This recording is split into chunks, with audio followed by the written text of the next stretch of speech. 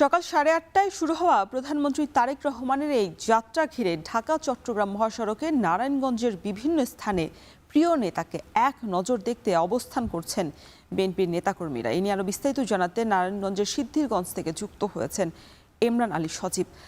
এমরান, প্রধানমন্ত্রীর সফরকে ঘিরে সড়কে নেতাকর্মীদের ভিড় কেমন দেখছেন? রোশন, বিএনপির যে মিডিয়া সেল এবং প্রধানমন্ত্রীর যে সফরসূচি, সেই সফরসূচি অনুযায়ী কিন্তু আজ 8:30টায় চাঁদপুরের উদ্দেশ্যে রওনা হওয়ার কথা রয়েছে এবং ঢাকা গুলশানের বাড়ি থেকে বের হয়ে মেয়র হানিফ ফ্লাইওভার হয়ে ঢাকা চট্টগ্রাম মহাসড়কে নারায়ণগঞ্জের সিদ্ধিরগঞ্জে যে সড়কটি দেখতে পাচ্ছেন, এই সড়কটি দিয়েই কিন্তু আসলে মূলত তিনি চাঁদপুরে পৌঁছবেন। এবং যেই বিষয়টি জানতে চাচ্ছেন যে নেতাকর্মীরা কিন্তু নারায়ণগঞ্জ ঢাকা চট্টগ্রাম মহাসড়কের বিভিন্ন স্থানে কিন্তু তারা অবস্থান করছেন। এই মুহূর্তে আমি রয়েছি ঠিক ঢাকা চট্টগ্রাম মহাসড়কের একেবারে সিদ্ধিরগঞ্জের মাদারীনগর মাদ্রাসার পাশে যে জায়গাটিতে, সেখানে কিন্তু দেখতে পাচ্ছি যে নারায়ণগঞ্জ জেলা বিএনপির যে নেতৃবৃন্দরা আছেন তারা কিন্তু এখানে অবস্থান করছেন। পাশাপাশি বিভিন্ন অঙ্গ সংগঠনের নেতৃবৃন্দরা কিন্তু এখানে রয়েছেন। তো এখানে আমরা দেখতে পাচ্ছি যে নারায়ণগঞ্জ জেলা বিএনপির আহ্বায়ক রয়েছেন অধ্যাপক মামুন মাহমুদ এবং রয়েছেন যুগ্ম আহ্বায়ক মাসুকুল ইসলাম রাজীব। এছাড়া কিন্তু আরো বিভিন্ন অঙ্গ সংগঠনের নেতৃবৃন্দরা এখানে উপস্থিত রয়েছেন।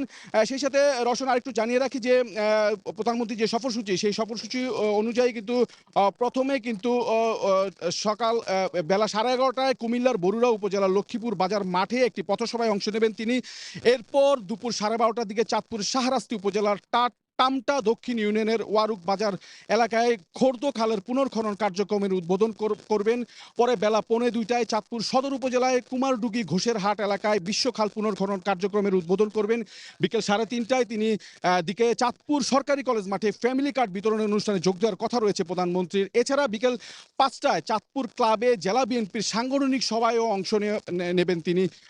পরে কিন্তু আবার এই সড়কটি ধরেই মহাসড়কটি ধরেই বিকেল সন্ধ্যা 6:30টায় আবার কিন্তু ঢাকার উদ্দেশ্যে তিনি রওনা হবেন, এমনটি কিন্তু সফরসূচিতে বলা আছে। তো এই মুহূর্তে এখানে আমরা দেখতে পাচ্ছি যে উৎসুক মানে আগ্রহ নিয়ে যে বিএনপির নেতাকর্মীরা তারা কিন্তু অবস্থান করছেন এবং দেখতে পাচ্ছেন তারা কিন্তু বিভিন্ন স্লোগান দিচ্ছেন।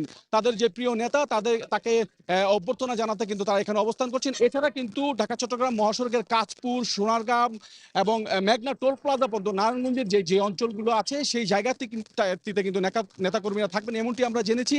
এবং নারায়ণগঞ্জের যে সাইনবোর্ড থেকে 19 কিলোমিটার পুরো সড়ক জুড়ে কিন্তু বিভিন্ন জায়গায় নেতাকর্মীরা থাকবেন। তো রওশন, এই ছিল নারায়ণগঞ্জের ঢাকা চট্টগ্রাম মহাসড়ক থেকে প্রধানমন্ত্রীর যাত্রার সবশেষ খবর।